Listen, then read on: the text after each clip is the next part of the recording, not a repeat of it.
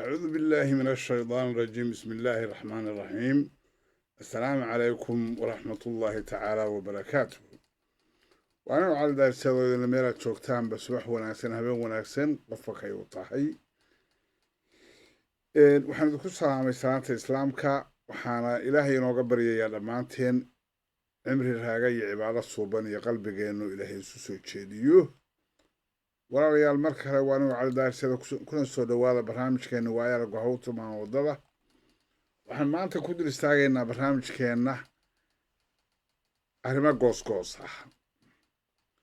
oo dhammaantood aan isleeyahay baahi weyn baa loo qabaa marka laga fiiriyo dadkeennu say ugu baahan yihiin wax isu sheegid maadaama wax isu sheegiddu ay tahay waxa keliya oo inoo habboon xilligan aynu ka soo gudbayno xilligii maxaan ku yidhaahdaa dagaalada iyo shidada iyo sharka aynu u gudbayno xilliga ismaqalka isfahamka iyo wax isu gudbinta iyadoo la miyir qabo walaalayaal barnaamijkeenna waxaan ku bilaabanaynaa qodobkeena koowaad noqonaya dii ilaahay maanta idmo loo daayo naftu waxay jidhaa meel yar dowladdii duntay ee militariga ahayd anugu qof ahaantayda aan ka mid ahaa dadkii halgan kula jiray xilli hore dowladda iyada ah dad badan baa tafsiiro badan ka bixiya waxaana u geynaysaa qaarkood ismaldihid iyo isyeelyeelid qaarna waxaa u geynaysaa taariikhda oysanba fikradda ka haysan taasaynu ku bilaabanaynaa tacadiyadii xukuumaddii militariga gashay ma waxa u qoolan qabaa'il soomaaliyeed oo si gaar ah dembigaas u galay tacadiyadii ay gashay xukunkii militarigu ama dowladdii ka dhisnayd militariga ma waxa ay u qoolan qabiil soomaaliyeed oo si gaara dembiyadaas u galay dad bay la tahay waa su-aal meesha soo gashay b madaxii ugu sarreeyey xukuumadda militariga ahayd baa dembigoo dhan lahaa oo keligiis buu ku ekaa c qof kastoo xukuumaddaas xil ka soo qabtay noocu rooba ha ahaadee dembiluu ahaa dad baa sidaa qaba ku dooda d ma waxaa u qoolan shaqsigay ku caddaato inuu xilligaas dembi weyn ka galay shicibka soomaaliyeed afartaas qodob oo multibalka ah oo afartaba dadka soomaaliyeed ku doodaan baan jecelnahay inaynu wax ka nidhaahno oo qodobkeena koowaad aan ku bilaabanayna horta marka ugu horreysa weeyaan maadaama uu rajiim ahaa rajiimka qabiil ma ahayna waa rajiim waa military inqilaab sameeyey oo dalkii sidaa ku qabsaday oo ku noqday dowladdii maxaan ku yidhaahdaa maanijgaraynaysay shaqadii dalkaasi lahaa sidaa darteed wax kasta oo ka dhaca maamulkaas waxaa dembigiisa qoorta suranaya cidda uu ka dhacay iyo iyada laftigeeda haddaysan la xisaabtamin isla xisaabtan uusan dhicin waa wax un ku eg iyaga rajiimkaas ku eg wax qabiil ah oo haba yaraatee soomaaliyeed oo eedi ka saaran tahay waalni in loola doonto ma ahanina ma jirto waana waxyaabaha yaabka badan oo sumadaha cajiibka ah oo soomaalidu iska samaysato ay u qaadato qof baa wuxuu isa saaraya dembi usan lahayn mid baa la saaraya mid usan lahayn waa ka mid weeyaan waana arkay arrimahaasi aad bay u tiro badan yihiin taa marka iyada ah marka haddaan saas aynu uga ilminayd garaynay b madaxii ugu sarreeyey xukuumadda militariga ahayd miyaa dembigoo dhan saaran yahay u qoolan jawaabtu waa maya nidaam jiray oo si collective ah dad u go'aansadeen inay inqilaabaan waxaa isku raacsanaa intii inqilaabtay markuu guulaystayna nidaamka ka abuurmay oo dhan ayaa soo hoosgelaya kii bilaabayba ha ahaado waxa arrintu ay ka ansacaysee halkaa markaa aynu saan idhaahno xaqadu waxay hoos imaanaysaa mar kale mas-uuliyad wadareed bay u lahaayeen laakiin shaksi kasta oo iska saara oo nool ama dhintay oo waa maqlay rag badan oo ku doodaya oo wasiire aan dhicin ahaan jiray waxay ku doodayaan maxamed siyaad barray gaar u ahayd anigu dal nin la haystaan ahaa qoortaa la igaga taagnaa reer ahaan baaban anaaba isbadbaadinaya nacnacdaasa dadku waa kuwii ugu xumaa ugu awoodda badnaa wey marka awalna way shakhsiyaad xumaayeen noocaasi haddana waaba ka dareenba oo wax kalayba rabaa inay nafta ku maaweeliyaan oo beenoo loo jeedo ummadooda ay aragto taa marka laydinkama yeelin weeye qayb baad ka tihiin weliba kuwa ugu xun baad ahaydoo jaajuusnimada iyo dhuminta ka shaqeeya aan isku kalsoonayn saaad u qabtaan warkaasaad isku difaacaysaan baad weligiina xaggana ula taagnaydan dhibteeda god los baan idin leenahay xaqiiqadu waa taa weeye oo holaa loo yiri ma garanaysaa qofaan rali dooni yuusan furin waa kuwa aan looga baahnayn inay marnaba aagaarkeenna yimaadaan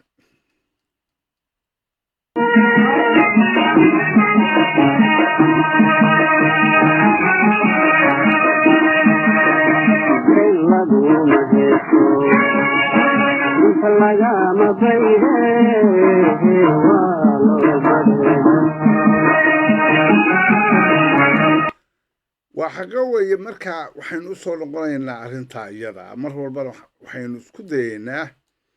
waxa dadku ay necab yihiin waa runta waaye wax la nabcaadana waa tahay maxaa yeele dadka beenta ku sheekeeya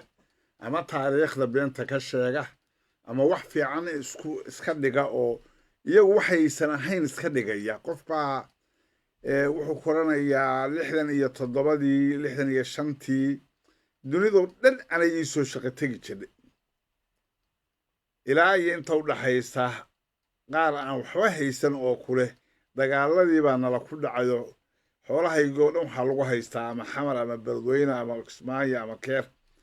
oo weligiis lama tabcan waaba la yaqaanin waxaasi marka waa karta xumo wey haddaad cayr ahayd oo cayr ahayd saasaa tahay haddaad taajir ahayd taajir baa haddaad dembi gashay dembiga haddaad weli tahay welibaad khiro waxa aad tahay markaa taasaa kuu sharaf badane okay midda kale oo ah qof kastoo xukuumaddaas xil ka soo qabtay miyaa qoorta alla u sugay dembigeedii maya dadka soomaaliyeed dowlad baa dowlad beddeshay sida ay ku beddeshay waa si inqilaab ah oo dalka iyo dadka midna aan u fiicnayn laakiin dowlad baa dhalatay qof kastoo dowladdaa u shaqaynayey dembi kuma yeelanaya dalkiisu ka shaqaynayay qofka u haysta inuu dembila ahaana waa qof aan waxba kala ogeyn u baahan waaga inuu u beriyo habeen buu gudayaa dacwo gud full stop halkaa taas weeye waa wax caama oo la yaqaan qofina dembigiisa dembi uusan gelin ma gelin ilaahayna uma qabsan aadmiguna inuu qabsadaan maaha qofka keliya oo dembiga ku yeelanaya noocu rooba ha ahaadee ama mas-uul ha ahaado ama ruufyaan ama shaydaan ha ahaado ama kuwa kale ha ahaadee waa shaksi ay ku caddaato inuu xilligaas dembi weyn ka galay shacibka soomaaliyeed se uga gelayaa nooca ay rabtaa buu uga gelayaa abuse of power buu sameeyey dad buu dilay waxbuu sameeyey yacni you name it qodobkaa marka waxaan jeclahay meesha qabiilka ama lagala aadayo ama shaksi keliya laga dhigayo hadda aad baa madaxda soomaaliya maanta badankoodu soo qaata maxaa siyaad bare maxaa yacni really waxa weeyaan maanta aan ka soo qaada xasan sheekh maxamuud baa wuxuu ka yahay madax dowladda federaalka ee soomaaliya oo aan awoodda lahayn muqdisho ka la oran karayo waa dowlad goboleed oo kale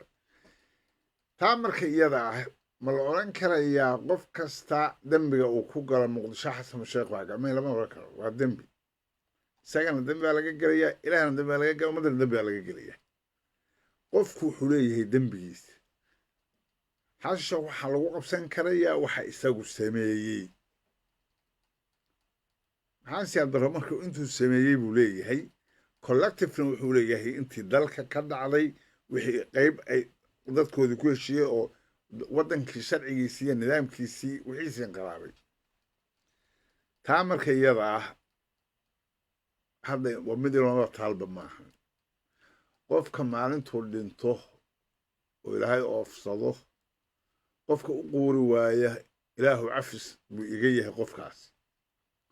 oo xiqdigiisu gaarsiisan yahay iyo xaasidnimadiisu ilaahay inuu cadaabo maantuu dhintay suganaysaa kulligeenna dhibashaynu u taagan marka kuwa nool oo beenta hadda ka sheegayo shalay la shaqayn jiray oo dembilayaasha la isla yaqaanay ah oo qof walba farta soo daray kuwaa in la qabto oo beentooda iyo isku dirka iyo ummadda isku dirayaan laga joojiyo ayaa waajib inaga saaran yahay qof dhintay oo ilaahay oofsaday taariikhda qaybtu ku lahaa waa la xusaya taariikh la xusayo wey laakiin cilqabka dadka qaarkood ka muuqdo ay qamuyoonayaan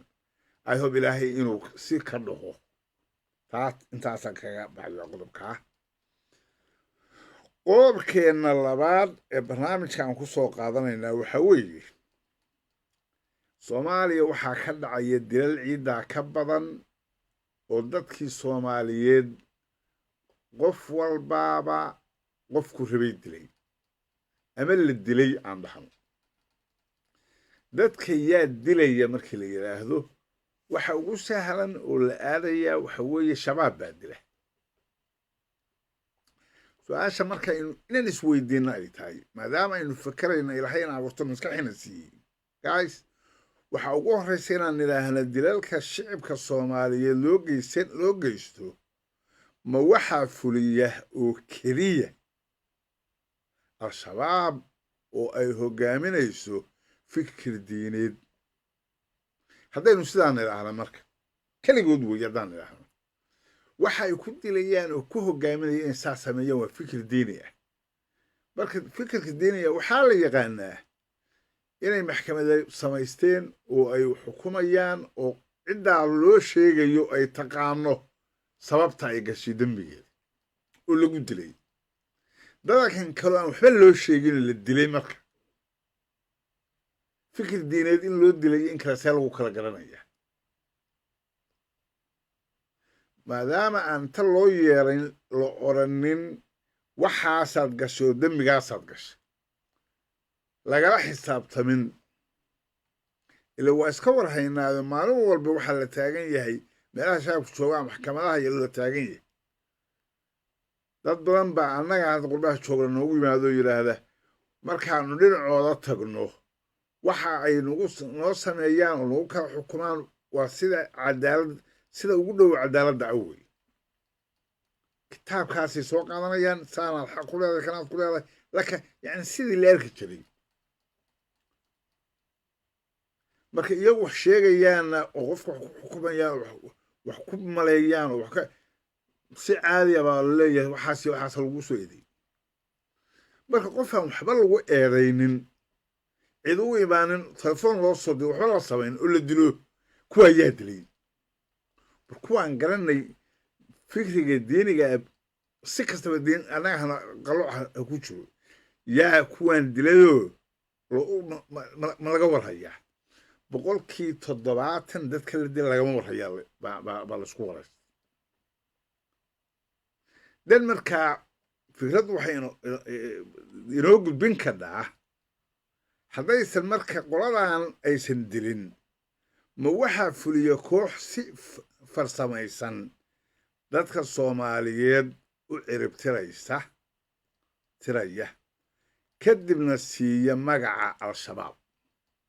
way ka khatarsan yihiin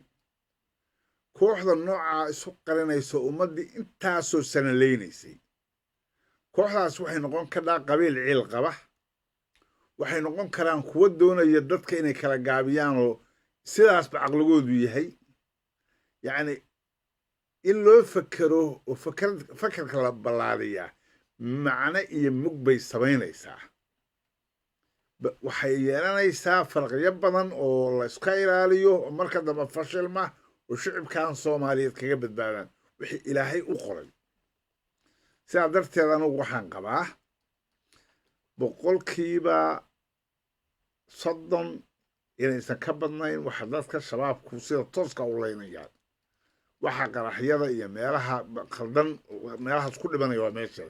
waxa kale waxa leynayaa inay yihiin cadow Soomaaliyeed ama Soomaali qabiil iyo qurun isu dilaysa taa in lagu daro oo baarista lagu daro oo isha lagu hayo baan anigu soo jeedinayaa ee aan noqonin wax kastoo la dilaya la yiraahdo shabaab baa dilay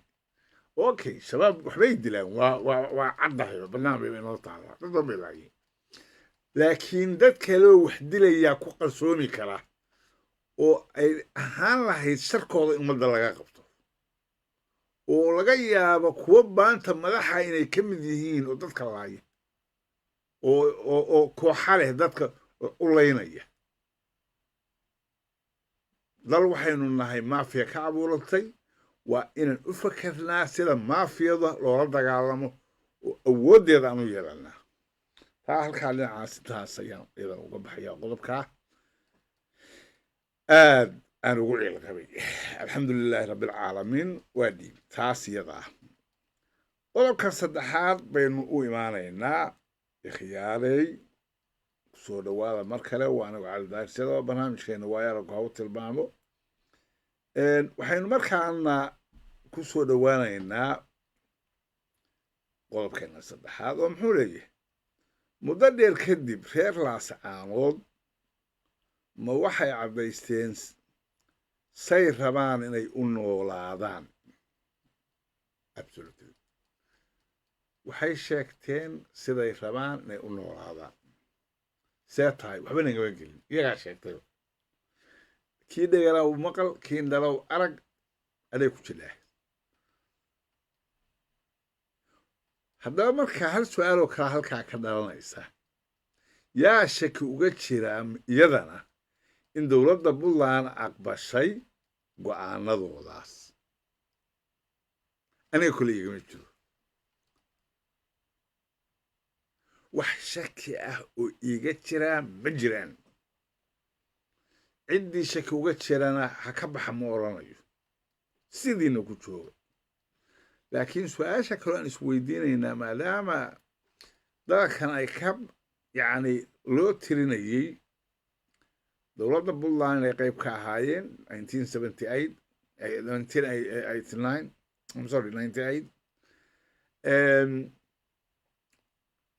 dowladda Somalilandna ay iyaguna tirsanayeen haddii Puntland aqbashay masiirka dadkani waxay yidhaahdeen inuu sax yahay xaq leeyihiin saa yihiin ma dhici karaa walaalaha Somaliland iyaguna ay sidoo kale aqbalaan iyada oo labada maamulba ay dhib ku tahay in qaybo ka midii ka baxaan laakiin aqbalaadda runta waxaa ku hor yimaadaa iyada laftigeedaaba daawo soo maaha I hope inay taas dhinaca u dhaqaaqaan baan ilaahay ka rajaynayaa waa walaalaha Somaliland sidaasaa xaqiiqadu ina oranaysaa oo aysan marnaba isdiidaynin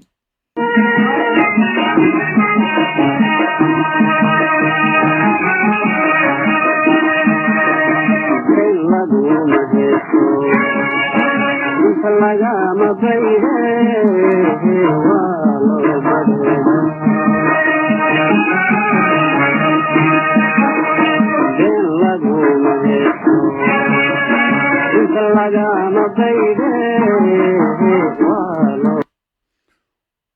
sidaa weeye marka waxaa inoo soo baxday qof kastaaba waddada ugu sahlan oo qaadi karayaa oo ugu fiicani waa midda runta ku bilaabata kuna dhammaata maxaa yeelay nafsadaada oo aad aqbalsiisid runta ku hor timaada daawada oo aad horey u qaadatay ku siinaysaa caafimaadkuna waa yimaadaa taa intaasaan uga baxayaa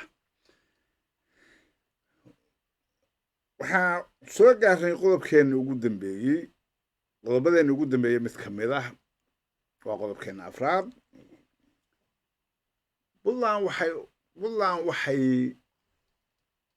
abaabushay ku dhaqaaqday howlgelisay dadkeeda u sheegtay waa administrationka waa dowladda waa xukuumadda inay qabanayso doorasho hal qof iyo hal cod ah ujeeddada loo qabanayaa waxa weeyaan oo la gaday inay ka fiican tahay sida awal ahaa waxaa lagu macneeyey in lagu faa'iidayo ay ugu horrayso shicibku degmada ay degan yihiin inay helayaan matalaad ay awooddooda ku masalaan oo awood ku yeeshaan oo maamushaan waxay rabaan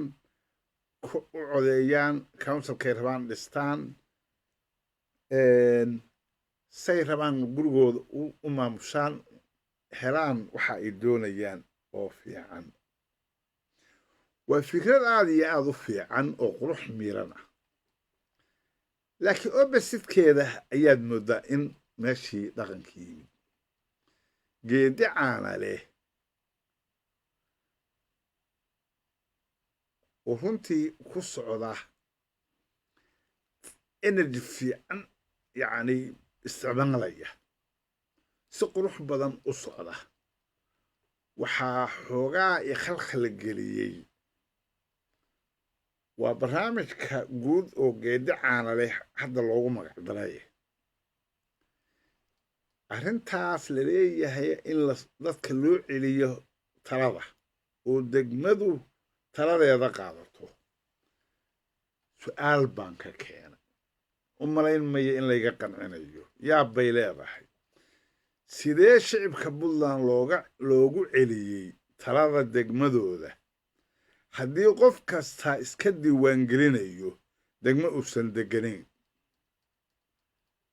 b haddii qof kastaa ka codaynayo meel uusan deganayn baabuur meel walba loogu rarayo dadka oo example haddaanan ugu deganahay gaalkacyo boosaasaan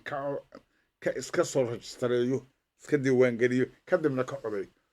waa maba deganaya maxaa uga codaynaya maxaase uu iskaga diiwaangelinaya way dhacday arrintaad yaraa tusaale markaan ka soo qaato oo waxyaabaha yaab kale waxa weeye officialski dadkii wasiiradii baa waxay qaarkood iska rajistareeyeen oo idin muuqday iyagoo oo isdiiwaan gelinaya oo aan degmadaa ku noolayn oo la yaqaan inay degmadaas ka yihiin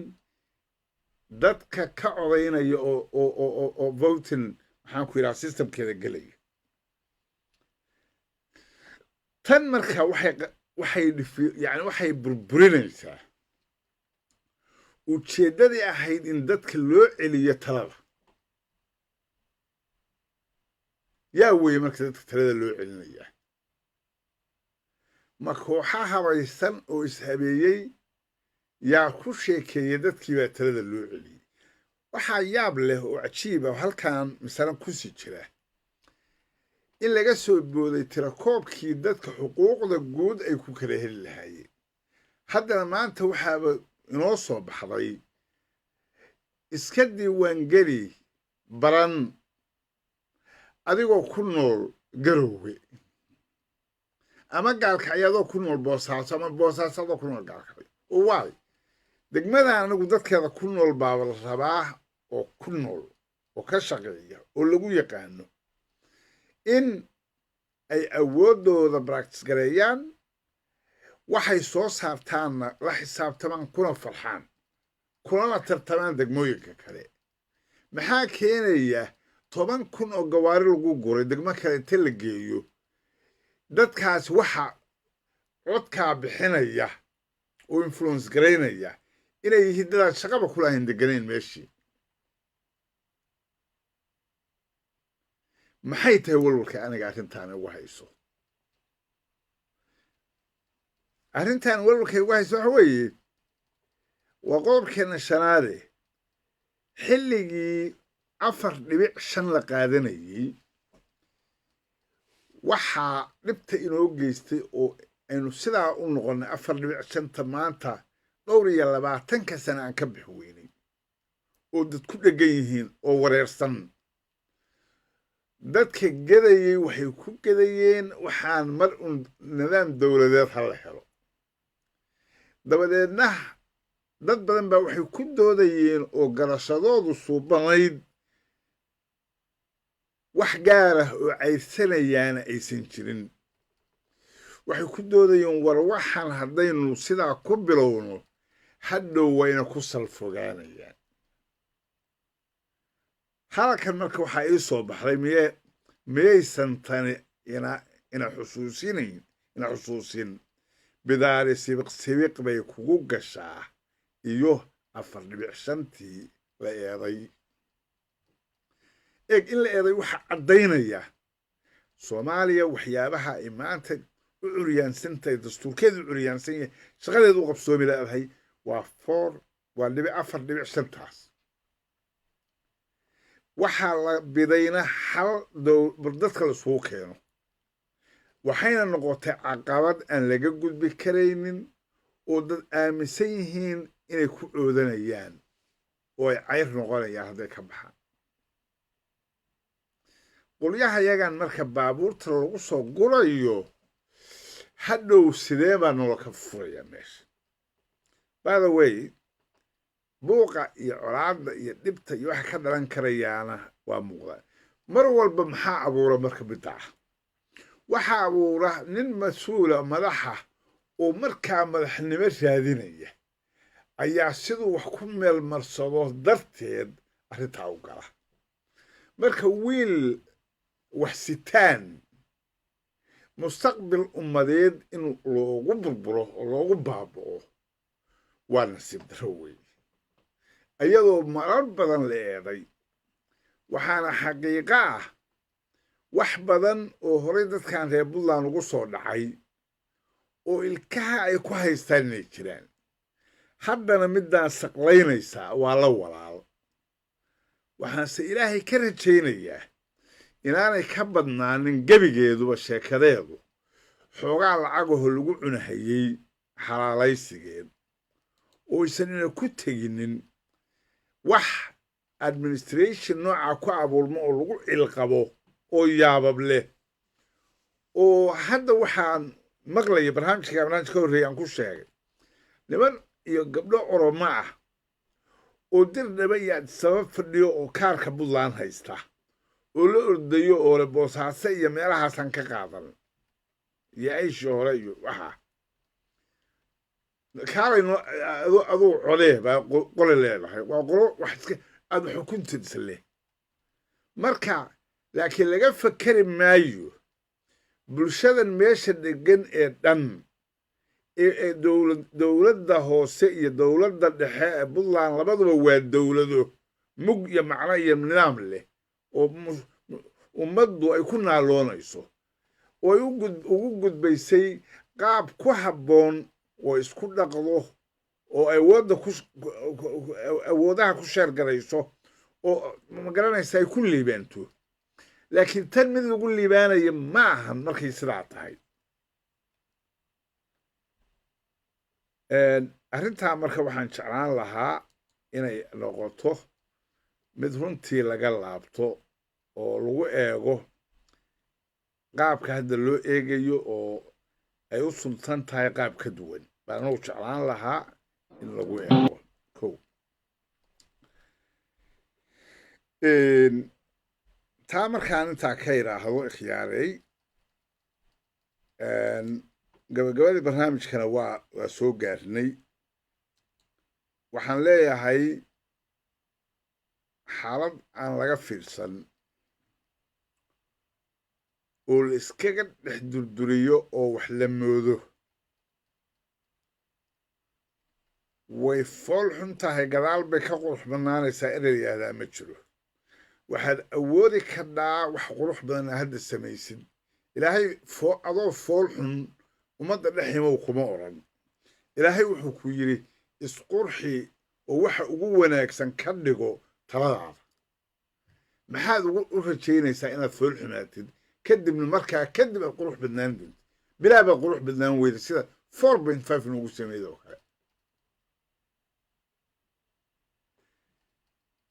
وأنا وعلى داير سيدا وحن أنت أكون جوجوين يا صومالي هاي نولاتو هانا إسراعدو بولبولان ستيت يشارك دور الشدان جد عانا له إلهي إن إنا جمريو هذا خير وحون يلاتنا إلهي مدعان دواق بسان كذنو كبي كذنو وحنا يحمى هذا ميل سهل إلهي نو سهل wixii sharci ah ay wadatana ilaahayow waan kaa baryaynaaye uma baahnina gees naga mari waxaan ku soo gabagabeynayaa walaalkay maxamed moogali baan janiya raxmaa allah siiyey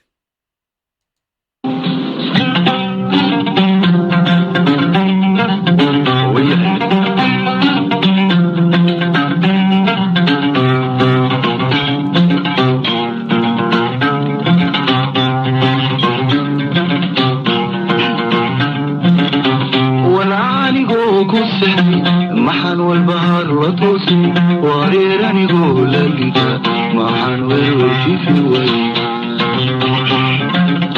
والعاني قول سحي محن والبهار وطوسي وريراني قول الليجا محن والوشي في وي محن سيروير عريسا سغاد حقاف وريقي محن سيروير عريسا صغالي قافولي انتو وخليه اللعي محان كوروري والكان انتو وخليه اللعي محان كوروري والكان وبيلي وديق الاحسن وتقويتي ما من وين وبيلي وديق الاحسن وتقويتي ما من وين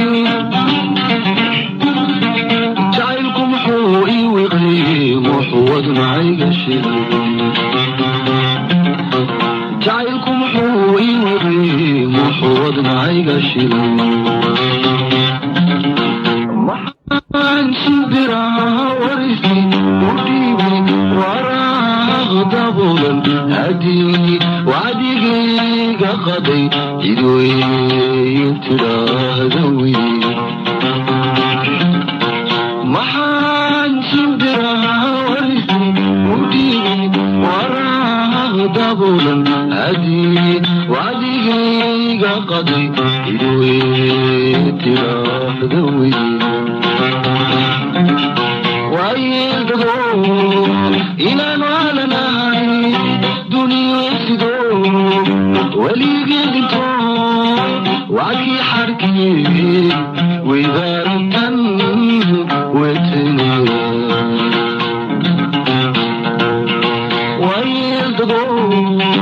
إن الوالنا هاي دنيا سدو واللي قلتو وعلي حركي وإذا رتن وتينا